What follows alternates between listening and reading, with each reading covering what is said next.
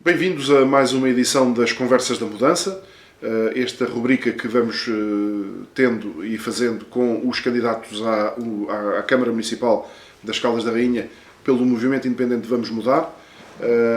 Temos vindo a falar com candidatos à vereação, temos vindo a falar com candidatos à Assembleia Municipal. A minha convidada de hoje é uma senhora que é das Caldas, há alguns anos que tem feito a sua vida um pouco por fora. Ela estudou na Universidade de Lisboa, na Faculdade de Letras da Universidade de Lisboa, e licenciou-se em Línguas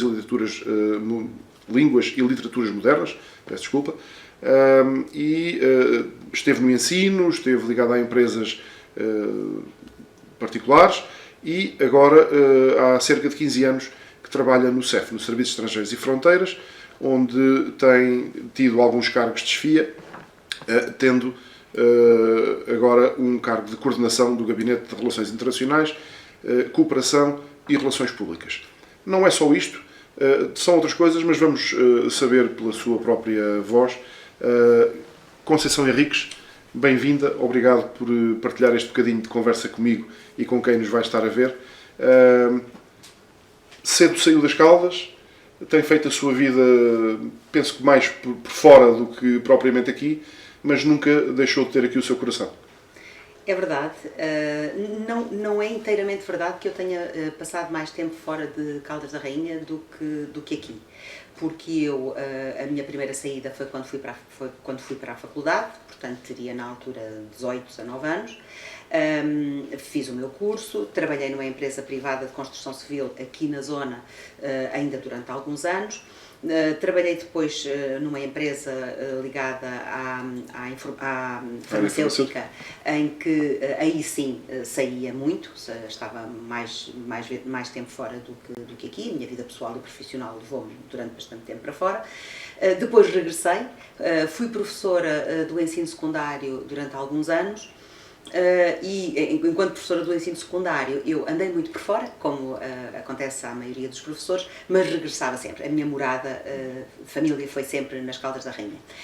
Há 15 anos, efetivamente, iniciei esta nova etapa da minha vida, que foi sair do ensino e começar a trabalhar no Serviços Estrangeiros e Fronteiras. E mesmo aí, embora tenha viajado muito ao serviço, no âmbito dessas funções, eu sempre vivi em Caldas da Rainha. Portanto, eu sou filha da terra, filha de filhos da terra. A minha mãe é de Caldas da Rainha, da Rua Moinho de Vento, portanto não podia ser mais central. O meu pai é da freguesia de São Gregório, do lugar de Fanadia, e os meus avós, e portanto eu sou realmente uma caldense de gema por nascimento e sou uma apaixonada pela minha terra. A minha terra é assim como o telhado extensível da minha casa. Todos nós temos sempre um grande apreço pela casa onde moramos ou nascemos, e para mim a minha cidade é de facto equivalente à minha casa alargada. Custa-lhe afastar-se da sua chaminé, como se diz muitas vezes. Quando vemos a chaminé longe, começamos a sentir saudades. Não me custa afastar, no sentido de ir para voltar. Mas o meu apego à terra é muito grande e não lhe nego que quando viajo para o estrangeiro, e isso acontece muitas vezes, sobretudo se estou um período de tempo mais alargado, eu quando aterro sobre Lisboa, muitas vezes me emociono. Portanto, de facto, tenho um apreço grande pelo meu país. Tudo o que o estrangeiro me deu foi no sentido de conhecer mais para aplicar cá? Exatamente, conhecer mais para valorizar mais. No estrangeiro aprendi muitas coisas, mas não desaprendi a gostar da minha terra e do meu país e de Caldas da Rainha. Quando se sai e se volta, vem-se com um espírito diferente. Muitas vezes nós olhamos para aquilo que temos e pensamos, bolas, nós até temos coisas muito boas, e por outras vezes, e para quem viaja tanto, estamos noutro lugar e pensamos, e por que não ter uma situação semelhante? Acontece-lhe isto com alguma frequência? Sim, os lugares são evidentemente todos diferentes. Nós não podemos comparar coisas incomparáveis. Eu conheço todos os continentes e, evidentemente, mesmo dentro do mesmo continente há realidades diferentes. Se vamos a comparar de continente para continente, há realidades extraordinariamente assimétricas. O que é que eu encontrei no estrangeiro de diferente que eu gostaria de encontrar em Portugal? São os métodos de trabalho. Porque em termos de condições objetivas, naturais, desde o território, a localização do território, o facto de estarmos na Europa, que já de si é um continente muito diferenciado, e estando na Europa, fazendo parte da União Europeia, isso coloca-nos num patamar ainda mais elevado. Tudo isso são, e já para não falar do ponto de vista territorial, do ponto de vista da exposição solar, da costa magnífica que temos, da zona marítima que temos, portanto, nós temos condições absolutamente extraordinárias. Talvez até por isso nós focalizamos-nos pouco no fazer bem. E eu costumo dizer que se Portugal começasse a fazer bem, Portugal seria melhor que a Suíça. Há pouco dizia, antes de começarmos esta entrevista, que viveu na Suíça e, portanto, sabe do que eu estou a falar, de um país que é um exemplar a todos os títulos, em organização, em desenvolvimento, pois eu entendo que Portugal teria condições para ser melhor do que a Suíça se fôssemos um bocadinho mais aplicados. Mas isso está a mudar. Eu vejo na Suíça, na verdade, coisas fantásticas. Também consegui ver alguns defeitos e algumas situações que, se calhar, nós até temos melhor que eles. Mas, na verdade, eu acho que nós temos tudo. Falta-nos, muitas vezes, a vontade e ter as pessoas certas nos lugares certos. Porque ainda vivemos, em termos daquilo que é aqueles que nos gerem e que nos lideram, ainda parece que durante alguns anos nós, a seguir ao 25 de Abril, houve ali aquelas convulsões, depois durante alguns anos nós parece que tivemos a oportunidade de ver as pessoas com alguma capacidade a interessarem-se pelos destinos do país. A partir de certa altura, essas pessoas perceberam que não era interessante nem entusiasmante para eles estarem na liderança. E começaram a ir-se afastando e a surgir outros. Sabe que eu, sobretudo, o que eu entendo é que há uma grande descrença. O Jaime é de uma geração como eu, que ainda pensamos em antes do 25 de Abril e depois do 25 de Abril. Mas não nos podemos esquecer Embora pequeninos. Embora pequeninos, exatamente, pequeninos. Mas não nos podemos esquecer, para uma parte muito significativa da população portuguesa, essa dicotomia já não existe. Portanto, todas as gerações com menos de 40 anos, ou quase até aos 50 anos, quase até aos 50, sim, não têm qualquer termo de comparação e, portanto, é um pouco irrelevante nós chamarmos à colação tudo aquilo que não tínhamos e passámos a ter. Porque para essas pessoas, que ainda por cima é uma geração muito viajada e que trabalha em ambiente internacional e, portanto, vê outros métodos de fazer coisas, para essa geração isso é pouco significativo. O que é significativo é perceber porque é que Portugal, sendo um país da União Europeia, não consegue os níveis de desenvolvimento humano que têm esses países. Porque, veja bem, a nossa qualidade de vida decorre muito mais de fatores naturais do que propriamente do nosso esforço por construirmos uma sociedade melhor. Tudo aquilo que as pessoas nos elogiam ou tem a ver com a paisagem, ou tem a ver com o clima, ou tem a ver com a alimentação, porque nisso nós somos fantásticos. Sim. E não necessariamente com a nossa organização, com a nossa capacidade de trabalho. Não é que nós não tenhamos capacidade de trabalho. Muitas vezes é mal orientada.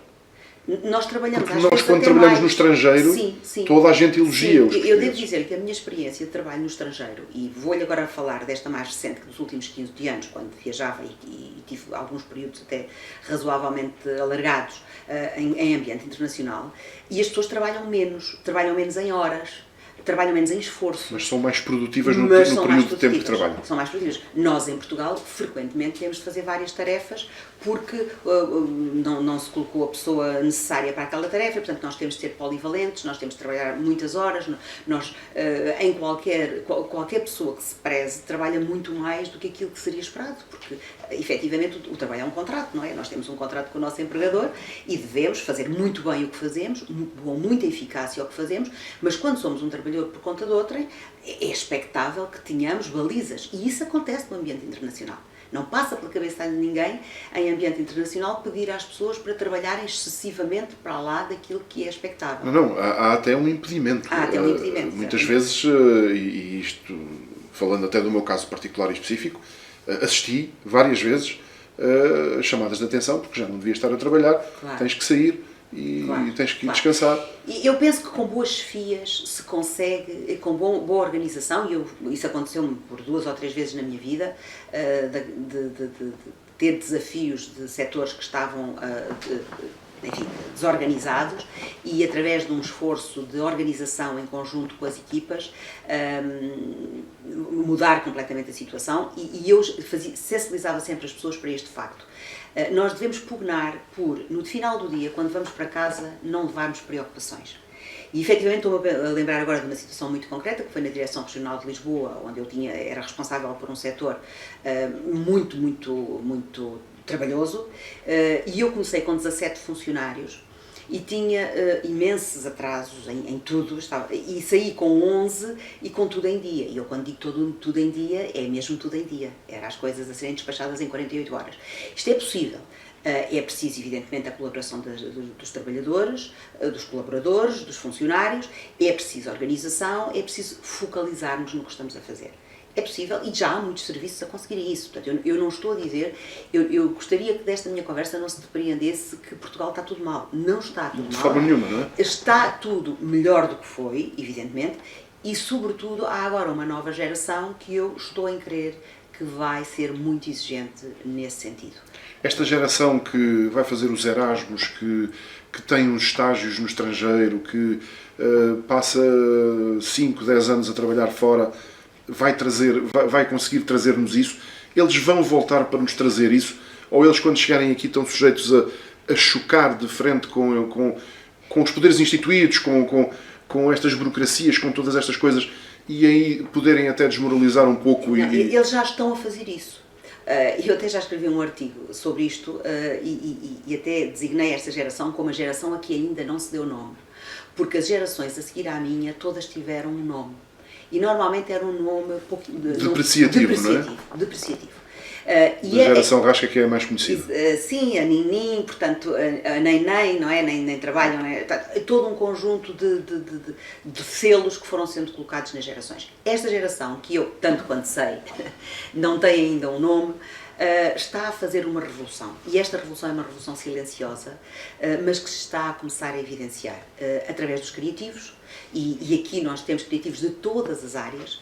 Alguns, evidentemente, conseguem, através das novas tecnologias e através das novas formas de trabalho, fazer com que essas empresas tenham uma dimensão internacional, outros não, mas também nem todos querem ter uma dimensão internacional, porque nós temos alguns jovens, hoje em dia, a desenvolver formas de trabalho, pequenas empresas, e o objetivo deles não é o crescimento contínuo dessas empresas, mas simplesmente fazer bem e ter boa qualidade de vida. E se nós estivermos atentos, isto acontece, isto já vai acontecendo nas Caldas da Rainha, designadamente com os criativos. E deixe-me só que lhe diga isto. Quando eu terminei o meu liceu, se eu tenho dito a alguém, ou se algum dos meus colegas tem dito, eu vou tirar um curso de artes plásticas e vou ficar nas Caldas da Rainha, ninguém acreditava. Neste momento, como sabe, essa realidade já está a acontecer. E essa realidade não é só de Caldas da Rainha. Essa realidade é uma realidade nacional que tem que ver com esta compreensão de que o mundo em crescimento contínuo não é uma coisa boa para a felicidade das pessoas. E os jovens, com essa consciência, já procuram as cidades que têm boa qualidade de vida para vir instalar as suas pequenas empresas. Alguns, com as sedes, até podem ter a sede em Lisboa, no Porto, ou em Barcelona, ou em Paris, mas trabalham aqui à distância. E eu tenho um caso concreto, um exemplo muito concreto na família, de um jovem americano, ele é descendente de portugueses, mas vive nos Estados Unidos, que já é um $1 million boy, portanto já é um menino com 22 anos, que já tem o seu primeiro milhão faturado, e que neste momento está a viver em Lisboa, a trabalhar à distância, porque quer vir passar 1, 2, 3 anos na Europa está em Lisboa, mas pode, sim, se tivermos essa capacidade de atratividade, sim. Puxar estes jovens para uma cidade. Temos essas realidades, que são as realidades do trabalho internacional, com estas novas tecnologias, mas temos também os jovens que estão a dar um passo atrás. E eu diria, na verdade, um passo à frente. Um passo atrás para dar dois à frente. Exatamente, não? Que é dedicarem-se, por exemplo, à agricultura biológica, às artes, aos pequenos negócios, aos ateliês de costura. Existe pelo país... Voltar às artes, mesmo aquelas artes manuais tradicionais. Sim. E agora veremos o que o futuro nos traz. Entretanto, já agora deixe-me que lhe diga uma outra coisa. Esta geração é muito divorciada da política, está muito... do associativismo. Alguns do associativismo também. Outros associam-se no âmbito das suas próprias artes. Quando digo associativismo, quero-me referir mais àquilo que é o associativismo local das aldeias, das vilas, que muitas vezes são mais talvez... se fazia fervilhar as associações com as festas, com as atividades. Eu acho que isso pode ser apenas a criação de um novo paradigma. E eu, ainda há dias, pensava nisto e refletia com alguém. Portugal já venceu muitas batalhas, e nós que fazemos então a comparação entre o antes e depois de 25 de Abril, Portugal venceu imensas batalhas, mas há uma batalha que ainda não venceu, que é terminar com as assimetrias entre a cidade e o campo, entre as vias, as cidades e as pequenas vilas ou aldeias. Essa assimetria é uma assimetria sobretudo social, não é uma assimetria financeira, porque há dinheiro fora das cidades, evidentemente, mas há uma assimetria. E essa assimetria pode efetivamente vir a ser mitigada com estas novas gerações, porque muitos não querem os grandes centros. Há, como disse, o exemplo desse rapaz que já tem uma empresa internacional. Um jovem de 22 anos que quer experimentar a vida de Lisboa, como é óbvio, não é? Sim. Mas não há mal nenhum em gostar das cidades. Eu entendo que o que é bom é que as pessoas possam estabelecer um padrão para a sua vida e escolherem viver em Lisboa, ou em Freixo de Espada à Cinta, ou numa aldeia recôndita que nós não conhecemos, e em todos os lugares terem direito ao pleno desenvolvimento humano. A Conceição Henriques é responsável. Responsáveis são todos, porque todos que têm conversado comigo me dizem exatamente que tem sido uma partilha e todos contribuem com um bocadinho para aquilo que é o que os outros mais dominam. Mas ficou um bocadinho a seu cargo a parte da educação, a parte da cultura, deste programa do Vamos Mudar. Começamos, se calhar, pela educação, que é sempre um tema que as pessoas têm muito em... Sim. E é muito importante, não é? A educação é a base de tudo. Sim. Termos gente bem formada, gente com capacidade para poder dar todos estes passos que estivemos a falar atrás, é primordial e importantíssimo. É verdade. Talvez antes de falar na educação e na cultura, eu possa, se me permitir, falar um pouco sobre o que foi a construção deste programa. A construção deste programa foi um momento muito interessante, porque nós trabalhámos este programa em conjunto durante muitas semanas e tivemos a preocupação de enquadrá-lo em linhas de pensamento. Um programa não pode ser um enunciar de medidas avulsas, porque se nós começamos a tomar decisões sem que essas decisões, estamos a planear o que quer que seja, sem que esse planeamento se integre num pensamento estratégico, esse planeamento não pode ser jamais eficaz. Portanto, nós partimos, cada um de nós, com a visão que temos de Caldas, com a nossa própria experiência profissional, pessoal, para decidirmos, em primeiro lugar, qual a estratégia. E, portanto, nós assentámos o nosso programa em 3 linhas estratégicas gerais e depois, para cada área, dividimos o programa em 10 áreas. Poderia ter havido aí uma ou outra mais, mas estas 10 foram aquelas que nos pareceram absolutamente essenciais. Enfim... Antes de desenvolvermos cada uma delas, pensámos quais as linhas estratégicas que deveriam enquadrar cada uma destas áreas. E depois, no fim de cada uma, elencámos 2 ou 3 ou 4 decisões ou objetivos de compromisso. Os compromissos não são tudo o que está no programa, mas entendemos que era muito importante para que a Caldas da Rainha percebesse o que é que podia ganhar com esta candidatura em termos de compromissos objetivos e, portanto, fizemos-lo calendarizadamente. Ou seja, para cada uma dessas medidas, que são ainda, grosso modo, umas 40, há uma calendarização. A calendarização tem uma vantagem extraordinária, é que permite às pessoas poderem avaliar, caso entendam que nós somos a solução, se estamos ou não estamos a cumprir, e ao mesmo tempo é uma meta para nós, porque nós, quando nos propomos a fazer alguma coisa, nós devemos ter metas para que saibamos nós próprios se estamos ou não estamos a cumprir. Portanto, isso foi a nossa vontade de querer clarificar. Evidentemente que se algumas daqueles compromissos não puderem ser cumpridos naquela data, o que pode acontecer por razões nossas ou alheias, pelo menos nós temos ali a meta e sabemos onde é que estamos relativamente a ela. E eu acho que isto é absolutamente fundamental. Sobre o programa, uma pergunta inevitável. Gostava de poder comparar o programa do Vamos Mudar com outros? Eu gostava... Já agora deixe-me dizer que o programa Vamos Mudar, e para quem nos está a ver, está publicado no Facebook da página do Vamos Mudar desde o dia 31 de julho, portanto é só uma questão de andarem um bocadinho para baixo e vão encontrar e podem ler, está lá tudo, não é? Sim. Eu gostaria, porque eu devo dizer que sou uma pessoa razoavelmente informada e não me lembro nas últimas eleições, nas últimas 2017, 2013, por aí vai, não me lembro propriamente de ter havido forças a candidatarem-se que apresentassem um programa estruturado. Neste momento já consegui também ver o do Chega, já está publicado também. Sim, mas desta eleição. Mas nas anteriores não havia.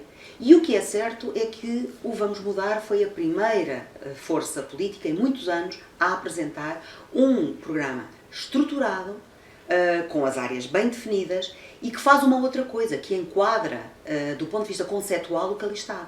Porque, lá está, se nós apenas dissermos que vamos alargar esta rua ou que vamos tornar a outra mais comprida, isto pode ser muito interessante para quem mora naquela rua, mas pode escapar ao resto da população o que é que subjaz. E, portanto, o nosso programa é algo conceptual. Tem coisas concretas, mas também tem uma fase de conceptualidade que é para que as pessoas percebam qual é o pensamento que está ali expresso. E agora que já passou bastante tempo, desde o dia 31 de julho em que ele foi publicado, aquilo que eu lhe pergunto, e porque não temos o termo de comparação, se neste momento voltariam a fazer igual, se voltariam a publicar na mesma altura... Sim. Até, entre aspas, para entregar o ouro ao bandido, digamos assim. Não. Isto não é pejorativo para ninguém, não quer dizer que ninguém vá copiar o programa, como é óbvio, mas vai entregar ideias a quem ainda não as deu, não é? Não, mas eu devo dizer que é um bocadinho com graça, eu sempre fui dito, porque na vida temos também sempre de ter uma dose muito grande de humor e de boa disposição. Eu disse sempre que tinha a certeza que qualquer programa que aparecesse depois do nosso ia seguramente ser melhor que o nosso. É inevitável, porque há ali uma base de comparação. Por aí eu lhe perguntar se... Mas também lhe digo outra coisa. Se foi bem feito naquela altura ou se foi. Poderia ter sido atrasado ou até publicado às partes, um pouco de cada vez, até se construir a totalidade. Não. A clareza, e já leu o programa e já leu algumas das coisas que têm sido escritas pelo Vamos Mudar e pelos seus membros, a clareza é absolutamente essencial. E é essencial nesta fase, como é essencial na fase de desempenho de cargos executivos. Porque isso é outra coisa que eu não compreendo. É o facto, e não estou só a falar desta Câmara, acredito que outras sejam iguais, não há transparência. Se eu quiser saber, por hipótese, qual foi a evolução na resposta que é dada aos cidadãos do ano X para o ano Y, eu não faço a menor ideia. E eu não sei como é que se pode. Presumo que a Câmara nem sequer meça isto. E isso devo dizer-lhe que é uma coisa que eu faço desde que estou no CEF, porque no ensino estas práticas não existem, é que eu meço tudo aquilo que os setores que eu estou à frente fazem. Meço e comparo anualmente. E divulgo, no caso, às minhas chefias e aos meus funcionários. E, portanto, para mim é completamente inaceitável que alguém tenha uma autarquia e não tenha este grau de transparência. Portanto, essa transparência que eu acho que deve existir aí, também acho que deve existir a montante quando alguém se apresenta a votos. Porque alguém apresentar-se a votos é de uma enormíssima responsabilidade. Portanto, assumir os destinos de uma região, de uma cidade, de um concelho. Exatamente. Portanto, as pessoas têm o direito de saber desde o dia 1. E têm também depois, evidentemente, a possibilidade de comparar quem é que mais depressa apresentou, quem é que apresentou em papel e no site e no Facebook, permitindo assim que toda a gente... E até lhe digo mais, se o nosso programa der ideias às outras forças políticas, eu até acho bem, não acho mal. Agora, evidentemente que para nós era completamente fora de questão, estaria completamente fora de questão não divulgar o que eram as nossas perspectivas e isso tem sido muito claro. Todos me disseram que houve muita interligação e que houve colaboração de todos, conforme tínhamos falado há pouco. Isso é outra questão. O nosso programa está... Porque há um conceito que é o conceito em rede. As coisas só funcionam se funcionarem em rede e há de reparar que, em algumas das áreas, há interseções com as outras áreas que nós até indicamos. Quais são as áreas que têm de ser que têm de ser interseccionadas para chegar àquele objetivo. Isto é uma rede, não é? Eu penso que há sobretudo, não conheço o programa das outras forças políticas, a única coisa que eu conheço da ação é da força política que tem estado no poder, que é o PSD. E aí eu acho que há uma diferença grande. Eu penso que esta solução do PSD ainda fundamenta muito a sua ação na obra. E penso que o vamos mudar, esse tempo acho que já passou. Efetivamente eu compreendo porque é que isso acontece, é que Portugal tinha uma enorme carência de infraestruturas e, portanto, o esforço que foi feito na construção de infraestruturas ao longo dos últimos 40 anos protelou-se no tempo para lá daquilo que deveria. A partir de uma determinada altura, o que nós, no nosso conceito, e não é só meu, é de todos os participantes no Vamos Mudar. O nosso conceito é que a partir de determinada altura, quando as sociedades têm as infraestruturas necessárias, o que é preciso é tirar partido delas, humanizá-las, ampliá-las e mantê-las muito bem. E nós sabemos... É mais difícil manter do que fazer? Eu não tenho experiência de gestão autárquica, mas, olhando à minha volta, acredito que sim. Porque Portugal, nos últimos 40 anos, teve uma sangria de construção e quando nós vamos olhar para os pavilhões, para as ruas, para os monumentos, para as escolas, para as estradas, nós vemos sempre uma enorme incapacidade de manter com o brio com que elas aparecem no dia em que são construídas. E eu devo dizer que, há pouco, quando me perguntava sobre a educação, eu confesso que ouvi a apresentação do programa do PSD, é o que sei, é o que foi publicado, e na educação falou-se em construção de infraestruturas, ou em renovação de infraestruturas, e eu acho que isso efetivamente é muito importante. Mas o que eu acho é que se fala pouco sempre, e a prática de resto tem sido essa, de humanizar. Eu vou-lhe dar um exemplo, agora passando da educação para a cultura. Nós temos uma infraestrutura na cidade que é das melhores do país, que é o CCC. E isso, a honra seja feita ao Executivo da altura, que aproveitou essa oportunidade e maximizou-a. Podemos questionar se foi melhor assim ou assado, se aquela arquitetura é melhor ou outra, se o jardim devia ser maior ou mais pequeno, porque onde há duas pessoas há duas opiniões. Mas é incontestável para toda a cidade que aquela é uma infraestrutura de exceção. Eu diria mesmo, é uma infraestrutura de luxo. E todos nós caldenses, pelo menos os que temos acesso à cultura e que gostamos dessas coisas, gostamos de usufruir. Mas eu penso que aquela infraestrutura está aquém do que poderia estar em termos de utilização. Está-me a roubar as perguntas. Pode haver razões para isto. Eu peço desculpa, mas veio um bocadinho a talho de foice. Não, mas agora vamos falar disso. Encaixou na questão das claro infraestruturas. Que sim, claro que sim. E eu tenho muita opinião relativamente às infraestruturas, mas essa não é a minha área e, portanto, vou falar daquilo que me toca mais. Pode haver muitas razões para que o CCC não esteja a funcionar em pleno. Mas, havendo essas razões, elas deveriam já ter sido explicitadas. Porque não há dúvida nenhuma que pode-se fazer mais. Tem de se dar um outro ímpeto. Desculpa, porque eu também já tenho falado, até com o diretor do CCC, esbarra sempre no mesmo, são os apoios, é o dinheiro, porque o CCC vive basicamente do dinheiro que a Câmara lhe transfere, que se esgota quase só com o pagamento aos funcionários. A partir daí, para fazer espetáculos, as coisas são muito mais complicadas. Há que repensar, porque termos uma infraestrutura desta dimensão, que depois não tem capacidade para fazer espetáculos, e depois talvez se possa analisar se vale a pena canalizar tanto para um evento só, o Caldas Nice Jazz, e depois termos um resto do ano muito vazio, sim, talvez tudo isto possa ser equacionado. Mas isso eu faço já aqui uma declaração de interesse. Eu sou fã do Caldas Nice Jazz. Eu também. Eu sou de primeira linha, só não vou aos espetáculos que não posso. Acho que é um privilégio e sinto-me muito feliz de viver numa cidade que disponibiliza aquele espetáculo. Dito isto, eu acho que o CCC deveria diversificar a sua oferta. Porque haverá outras ofertas de espetáculos que são mais acessíveis do ponto de vista do gosto à população de Caldas da Rainha e provavelmente poderia ser um fator de maior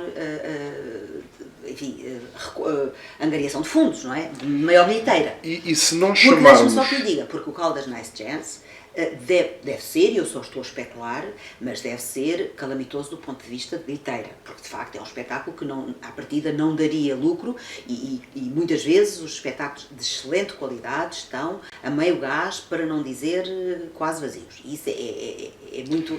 Se nós nos habituarmos as pessoas a ir ao CCC, ver até coisas mais ligeiras, isso depois também cria a habituação da pessoa a ir, e um dia ela se calhar pode experimentar uma coisa um bocadinho mais ousada.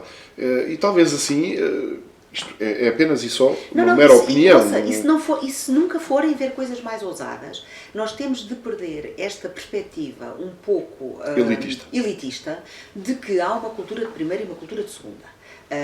Nós hoje entendemos que a ópera, por exemplo, é uma forma de arte muito erudita e, no entanto, a ópera em Itália foi durante muito tempo... Durante muitos anos era um espetáculo do povo. Uma forma de arte bastante popular. Uns autores mais que outros, evidentemente. E, portanto, eu devo dizer, para lhe dar um exemplo, por exemplo, como é que se pode potenciar o espaço do CCC, é através de espetáculos, por exemplo, com as bandas das nossas juntas de freguesia, que ainda há pouco tempo fizeram várias apresentações no parque. E sabemos que as bandas, sempre que vão, já tem acontecido, obviamente, não é nada que não tenha já acontecido, enchem o CCC. Porque se nós pensamos, se as bandas são daqui da região, são muitos os jovens que lá tocam, vem o pai, vem a mãe, vem a avó, vem o primo e a tia, e facilmente o CCC enche. E vamos trazendo as pessoas a habituarem-se ao espaço. Sim. As bandas no parque, eu sei que agora com a pandemia não se pode, enfim, reunir tantas pessoas, mas estava cheio. O auditório, era na rua, como provavelmente saberá, estava cheio, foi um sucesso, foi um prazer. Eu infelizmente não pude ver todas, mas vi 2 ou 3. É sempre um prazer, é um privilégio poder ter esta... Eu gostei muito no parque, evidentemente, não estou contra, até devo dizer que acho que o espaço escolhido este ano foi excepcional, mas por que não no CCC? Não entendo. E outras formas de arte. Nós temos uma companhia residente de teatro nas Caldas da Rainha, que é uma coisa que poucas cidades de província se podem orgulhar hoje em dia, e sabemos nós como é que andam as companhias de teatro em Lisboa. Portanto, o teatro atualmente ter um teatro é uma situação de exceção. E ainda por cima, o Teatro da Rainha é um teatro com provas dadas ao longo de décadas, com uma tradição muito forte em Caldas da Rainha, e eu não compreendo, eu não compreendo porque é que não se abre as portas do CCC mais vezes ao Teatro da Rainha. E eu prometo que não estou aqui a passar nenhum recado do Teatro da Rainha. Não, eu é que lhe quero perguntar se seria tão necessário assim construir o novo Teatro da Rainha, e obviamente já falei com o Zé Carlos Faria sobre isso, e tenho a versão dele, que obviamente é sim, não é? E que é sustentável e que conseguem cumprir, tendo um CCC que não está na plenitude e na totalidade da sua ocupação. Já me apresentaram algumas questões técnicas pelas quais o CCC não era adequado a uma companhia de teatro para todas as peças que o Teatro da Rainha faz. São palcos muito grandes. Sim. Por exemplo, a peça que tiveram no São João e que trouxeram cá adequou-se na perfeição. Há outros tipos de espetáculos, mais intimistas, que efetivamente requerem uma outra proximidade com o público. E por sua vez o pequeno auditório, tecnicamente também não, porque não tem backstage, portanto não tem bastidores, não tem uma parte pronto. Agora, custa-me um pouco, confesso, pensar que uma cidade desta dimensão vai ter 2 teatros. Gostaria talvez de ver mais potenciar um e tentar encontrar-se aqui uma solução. Agora, a questão do Teatro da Rainha é uma decisão tomada portanto, eu não vou... Não, é só também uma questão de opinião. Também tenho as minhas reservas, mas considero que não faria qualquer sentido relativamente a uma decisão que está tomada, pelos vistos orçamentada e já em fase... E em construção, só parou Sim, porque sim, houve uns sim, problemas sim. com estruturas que eventualmente obrigaram a parar, mas será para continuar. Por outro lado, também tem uma outra vantagem. A construção de um teatro na Junta de Freguesia de Santo Onofre, que é o caso, eu estou em crer que aquilo ali já é a Junta de Freguesia de Santo Onofre, pode servir como polo dinamizador da cultura. Porque eu confesso que quando o CCC foi construído, também vi com alguma reserva a construção de uma sala tão grande numa cidade que tinha tão pouca cultura, ou tão poucos hábitos culturais. O que é certo é que a infraestrutura também dinamizou a cultura. Portanto, por vezes isto acontece. E neste momento eu também estou em crer que a construção de um teatro na zona da Junta de Santo Onofre pode representar um polo dinamizador de cultura. Para as pessoas se sentirem mais proximidade e mais abertura. Exatamente. E devo dizer que essa é uma preocupação grande do Vamos Mudar, é criar uma equidade no território. E essa equidade não existe. Estamos a falar de cultura, vamos falar dos museus. Temos uma série de museus, uma quantidade interessante e bastante abrangente e diversificada. Estão a ter a visibilidade que merecem? Estão a ser trabalhados conforme deviam estar? Eu diria... Uns estão na dependência do Estado, outros nem por isso. Sim. Qual é a visão da Conceição em relação a isto? Na questão dos museus, nós temos duas realidades diferentes. O Museu José Malhoa é um museu nacional e que, além disso, é um museu de qualidade muito relevante, porque foi o primeiro museu nacional a ser construído com a traça do museu. E, portanto, isto acarreta um valor histórico e, além disso, detém condições físicas muito excepcionais. É que podia ter sido construído como museu e não ter as condições que tem. É um museu de que muito nos devemos orgulhar e que muito devemos acarinhar, muito embora não seja um museu sob a alçada municipal. Os outros museus, os museus municipais, por exemplo, os museus da escultura são museus construídos também para aquele fim. Estou em crer, já foi há muitos anos, eu era jovem, portanto não andava muito em cima desses meandros, mas estou em crer que sim, porque eles surgiram e lá foram colocadas as coleções, mas por alguma razão nós nunca conseguimos bem fazer descolar o valor que tem esta proliferação de museus nas Caldas. Nós temos vários museus de muita qualidade, desde logo temos o Museu de Cerâmica, não é? Que é um museu de qualidade bastante relevante, mas nós há qualquer coisa que falta, e eu diria que é justamente o trabalho em rede. Os museus têm de ser promovidos e Caldas pode, com justiça, ser promovida como cidade de museus, porque tem um número suficiente de museus para ter essa designação. E tem museus com qualidade.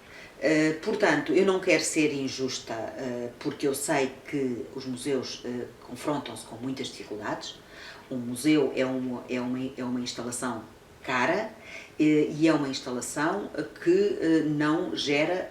dificilmente paga o que são as suas necessidades. Pronto, o que é que eu acho? Eu acho que nos museus de Caldas não tem havido o hábito de terem de fazerem trocas com outros museus para dinamizarem as coleções. Uma das maneiras mais eficazes de se promoverem os museus é fazerem-se exposições com obras de outros museus e, evidentemente, que para assim ser uma das formas... E até diferentes daquilo que é a estrutura do próprio museu em si, não é? Sim. Não necessariamente cumprindo a linha para que ele existe. Exatamente, pode ser com outras linhas, com outras estéticas, com coleções de outras expressões artísticas, mas as exposições são uma forma... Há de reparar que quando vai a qualquer museu do mundo, dos grandes museus ou médios, raramente não tem raramente não existe uma exposição temporária. Uma exposição temporária. Porque as exposições temporárias são aquilo que dinamizam. Em Caldas da Rainha, se nós formos aos museus uma vez, sentimos que já está visto ali durante pelo menos algum tempo. Depois, ao fim de um tempo, vamos, ou há um filho ou um sobrinho que vem. Mas, de facto, para que nós tenhamos essa vontade de voltar ao museu, o museu tem de passar a ser uma instituição mais aberta, com ateliês. Eu, por exemplo, lembro-me quando era criança, o Museu José Malhoa fazia ateliês para crianças, para pintura e cerâmica no jardim, portanto no parque, e aquilo tinha uma adesão extraordinária, e existe efetivamente, tem existido, perdoem-me se estou aqui a dizer alguma enormidade, mas tem existido pouca interação entre a cultura e a educação, no sentido de promover hábitos culturais nos alunos. Uma só visita de vez em quando não chega? Não chega, como uma só ida ao teatro também não chega. Tem de haver um programa intensivo de exposição dos nossos alunos às artes, porque é isto que existe nos outros países. Os alemães têm muitos músicos porque as crianças, desde que vão para a escola, são sistematicamente expostas à música clássica, que é o caso, são muito fortes na música clássica, como os austríacos, e faz parte dos currícula e faz parte das práticas das famílias, e eu penso que uma coisa leva à outra. Se nós temos a percepção de que temos um público que leva poucos filhos ao teatro ou pouco à música, então a escola aí tem um papel fundamental. Escola, universidade, temos uma universidade de artes que... como é que vê a ligação da escola à cidade e a ligação dos alunos formados à cidade? Eu penso que a escola, a ESAD, é uma riqueza que a cidade tem. A ESAD já está implantada aqui há décadas, e ao longo deste tempo a ESAD foi criando sinergias com a cidade. Se eu penso que podem ser aprofundadas, podem. Mas hoje em dia, desde logo, a ESAD tem um grande interesse, porque é o único estabelecimento de ensino superior que temos na cidade, e isso é de relevo, porque diretamente gera economia, enfim, porque tem alunos, porque tem professores, porque gera dinâmicas culturais, e aí a cidade ficou bastante mais forte nas dinâmicas culturais. Eventualmente, o que eu acho é que algumas dessas dinâmicas culturais estão muito restringidas a grupos muito delimitados. Mas essa situação vai-se alterando. Os caldenses já se estão a começar a habituar também aos alunos da ESAD e à forma como eles vivem a cidade e como eles interagem? Já. Era inevitável que isso acontecesse. Eu ainda me lembro quando eram as primeiras Caldas Late Night, e havia uma enorme estranheza, mas é sempre assim. Quando há uma coisa muito diferente a que estamos habituados, a primeira... Eu penso que até já os grafitis já se nota menos. Sim. Houve uma altura da rebeldia deles que pintavam tudo. Recentemente tenho achado que andam menos interventivos. Sim, nota-se. Atenção que não estou a dizer que sejam os alunos da ESAD, já tivemos estas conversas muitas vezes, sim, até com diretores. Sim, até creio que não, por acaso... Não necessariamente serão os alunos da ESAD, mas... Sim. Agora, não há dúvida que, agora voltando à riqueza que a ESAD representa para a nossa cidade, é inequívoca, e eu considero que o Vamos Mudar é a força política que se apresenta a votos, que eventualmente que mais evidencia, não posso dizer que mais tem, porque nós não sabemos o que os outros pensam, mas que mais preocupações evidencia com a necessidade de tornar a cultura uma constante da nossa cidade e com sinergias com as diversas áreas. Mais do que tornar a cultura acessível, é preciso fazer com que a cultura seja parte da cidade e dos cidadãos. Sim. E não partimos do zero. Tenho de admitir que não partimos do zero. Mas há que alimentar esse filão. Porque é um filão. E, efetivamente, Caldas tem aí uma oportunidade de ouro para se firmar no panorama nacional como uma cidade de artes. Temos todas as condições. Temos infraestruturas, temos uma escola de artes, temos uma vontade crescente por parte dos caldenses de assistirem. E esta situação da cidade criativa? A situação da cidade criativa, eu devo dizer que considero, eu sei que houve aí um grande percalço pelo meio, que foi a pandemia, mas isso não justifica, porque se nós formos ao site da Unesco, das cidades criativas, nós vemos que nos últimos 2 anos houve um conjunto de cidades que continuaram a fazer bastantes ações neste âmbito e, portanto, não é justificação completa. Portanto, eu acho que a cidade, Caldas Cidade Criativa para o artesanato foi uma iniciativa louvável, que contou muito também com a sociedade civil, também com as autoridades municipais, mas foi um bocadinho um epifenómeno.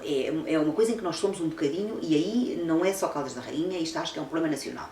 Nós vamos com muita sede às coisas, com muita força às coisas, recorremos aos fundos, etc., e depois deixamos de cair por falta de investimento naquilo que alcançamos. Voltamos a falar no que é mais fácil de fazer do que manter. Exatamente.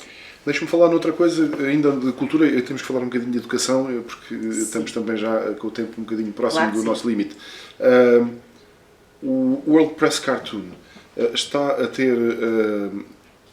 estamos a tirar o benefício certo do World Press Cartoon, um evento que pode ter que tem dimensão mundial, está a ser bem trabalhado? Eu acho que não. Eu devo dizer-lhe que moro mesmo ao lado do CCC e, portanto, eu percebo as dinâmicas que se passam no CCC. E vou lá muitas vezes, até porque tem um café com boas condições e, portanto, vou lá tomar café e percebo quais são as dinâmicas. E eu acho que é necessário criar estratégias para que aquela exposição, que é, como diz, muito relevante, passe a ter um impacto maior e passe a atrair mais públicos. Desde logo tem que ter um horário que permita que as pessoas vão ver aquelas que trabalham. Sim, porque sim. Das 10 à 1 e das 2 às 6 não é muito fácil para quem trabalha. Sabe o que é que falta? Eu acho que falta trabalhar em rede. Falta trabalhar em rede. Porque nós temos em Caldas, e trabalhar em rede não é só a Câmara com a Câmara, é a Câmara com as entidades privadas. A exposição podia ser diversificada? Olha, eu vou-lhe dar um exemplo. Isto é apenas um exemplo, portanto eu não estou a pensar nisto agora, portanto não me vinculem a isto, mas é apenas o tipo de coisa que se pode fazer. Nós temos em Caldas uma escola de balé. E nós temos grupos, temos alguns alunas, sobretudo raparigas, a fazerem já um trabalho muito interessante. Eu não percebo porque é que quando se abre uma exposição não se convida 2 ou 3 bailarinas para virem fazer uma pequena performance. Eu agora lembro-me disto porque por acaso vi isto uma vez em Madrid. E nós em Caldas não precisávamos de ir a Madrid buscar as bailarinas porque temos-las aqui. Porque é que as coisas não são feitas articuladamente, com sinergias entre os diversos grupos? E isto atrai pessoas. Se nós soubermos que vamos a uma abertura de uma exposição e que há qualquer coisa, porquê é que não existem happenings, eventos, pequenas representações na rua? Porquê é que a arte não se leva para os espaços não convencionais? Os cartoons não são tão difíceis assim de replicar, porque não também levá-los às associações, às freguesias? Isso é absolutamente fundamental. Isso é absolutamente fundamental. Porquê é que nós restringimos as freguesias à cultura de cariz mais popular e reservamos para a cidade aquilo que se diz mais erudito? Isto não faz qualquer sentido. Nós, neste momento, já temos uma população muito diferenciada nas aldeias. Temos, além disso, muitos estrangeiros que estão nas aldeias, que são pessoas que tinham profissões muito diferenciadas e, portanto, terem cultura... E que alguns, por força da dificuldade da língua, acabam por não perceber o que é que está a acontecer, a menos que alguém os vá alertando. Exatamente. E até para isso eu acho que era importante haver, naquilo que é a área da cultura, e não só, aí já há outros níveis, haver também uma comunicação mais próxima, porque neste momento são umas centenas as pessoas estrangeiras que vivem no concelho. Sim. Chamá-los mais, fazê-los ser parte das coisas e até para que eles depois vão divulgando uns aos outros. Sim, isso é verdade, mas eu devo dizer-lhe ainda no que diz respeito a trazer a arte às pessoas. E isso faz parte do nosso programa. Trazer a arte para os espaços não convencionais. Eu, por exemplo, não percebo. O átrio da Câmara Municipal é um bom sítio para ter pequenas exposições. O átrio do Tribunal, porque nós não podemos estar fechados dentro da nossa casca, estou certa de que são entidades que aceitariam, não tenho qualquer dúvida.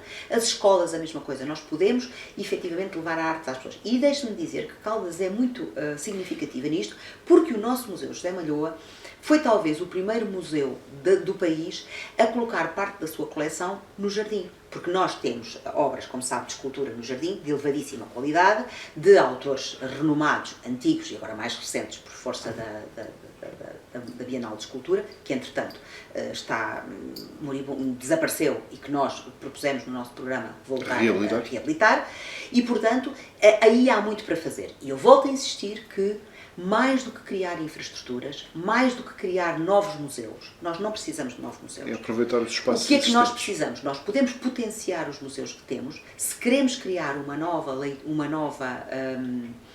força de expressão, uma nova expressão artística, nós podemos colocá-la numa aula de um museu. Isso enriquece aquele museu e evita-se de insistir sempre nas infraestruturas. Eu acho que aqui há uma diferença muito grande entre o que tem sido a gestão autárquica até agora e o que é a proposta do Vamos Mudar. A gestão autárquica até agora tem incidido, sobretudo, na transformação por via da obra, e o Vamos Mudar pretende mudar essa tónica para centrar a nossa ação nas pessoas. As pessoas nas suas diversas atividades, nos seus diversos grupos etários, e isso vai-se sentir. Não tenha qualquer dúvida que se tivermos a confiança dos eleitores nas Caldas da Rainha, essa mudança vai operar-se. Sem desprimor para o trabalho que está feito, porque evidentemente que, também sou sincera, é possível pensar nas pessoas quando já temos as infraestruturas garantidas. Portanto, da minha boca e de resto da boca de qualquer elemento do Vamos Mudar, não vai ouvir seguramente grandes, ou nem grandes nem pequenas, críticas. Claro que há descriticáveis, mas na gestão corrente as pessoas por vezes, nós podemos dizer, fizeram assim, nós poderíamos ter feito de outra maneira, mas o que está feito, que constitua património da cidade, e está feito, se foi bem ou mal feito, se foi caro ou foi barato, neste momento isso não interessa. As pessoas fizeram como entenderam que deveriam fazer. Neste momento nós entendemos que é preciso recentrar. Para recentrar nas pessoas, a área da educação e da cultura são absolutamente imprescindíveis. Com interação com todas as outras, porque eu devo dizer, e agora isto eu não posso deixar de dizer, que uma das preocupações que nós temos com a criação do currículo local e é justamente fazer uma interação com uma outra iniciativa da área da economia, que é o Gabinete para o Empresário, e é muito importante que os nossos jovens consigam lançar mão, que no âmbito deste novo currículo, lancemos mão de outras estruturas, como é, por exemplo, o Gabinete para o Empresário, ou como são as expressões de arte, e a Escola de Artes, para que nós consigamos aumentar, capacitar a nossa juventude para uma educação mais abrangente, e não uma educação tão centrada na escola. E aí o município pode fazê-lo. Tem as competências, tem a capacidade e tem o poder de influência. Porque há coisas que nós podemos não ter capacidade de fazer, mas temos o poder de influência para colocar as outras entidades a trabalhar em sinergia. A Câmara pode ser motor. As autoridades municipais, mesmo onde não têm meios, podem ser motor. Conhece bem a realidade da educação, as suas necessidades, as suas capacidades, aquilo que eles fazem, a forma como fazem, o que é que Sim. pode ser melhorado, para além daquilo que também já estava a falar, de haver um direcionamento às vezes diferente dos alunos para aquilo que não é só o ter que chegar ao 12º ano para ir para a universidade.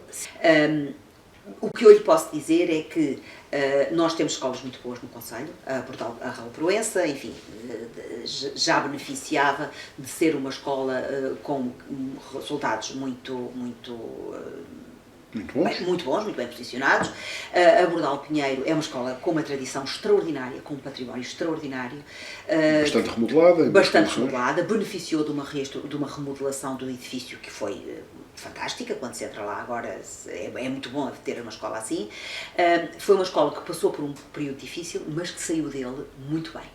E, portanto, neste momento eu posso dizer que nós temos 2 escolas secundárias de extraordinária qualidade e que se complementam nas suas currículos e nas Exatamente, que se complementam. Eu penso que as escolas todas são essenciais no ensino. A Bordal Pinheiro tem aquele problema de ter um polo em Santa Catarina, que é bastante longe e que às vezes dificulta um pouco. Isso dificulta um pouco, mas não obstaculiza ao trabalho excelente que a Bordal Pinheiro tem estado a fazer. Mas eu entendo que a ação do município tem de começar no pré-escolar. E nós não podemos ter escolas de primeira e escolas de segunda, e nem níveis, sobretudo níveis de primeira e níveis de segunda, porque tudo aquilo que não se faz no pré-escolar, dificilmente se faz no primeiro ciclo, segundo ciclo, por aí fora. Há coisas que os nossos alunos precisam. Por exemplo, se nós vamos sensibilizar os nossos alunos para as artes plásticas, não é no 10º ano. Isso é no pré-escolar que se começa, e os países que têm são fortes nesse âmbito começam a trabalhar nessas idades. Claro que não vão ser todos Picassos, evidentemente, mas não é também. E acha que os nossos pais estão despertos e aceitam esse tipo de mudanças? Eu vou-lhe dizer uma coisa. Já quando eu era professora, nós temos um bocadinho essa tentação de dizer as pessoas não estão preparadas.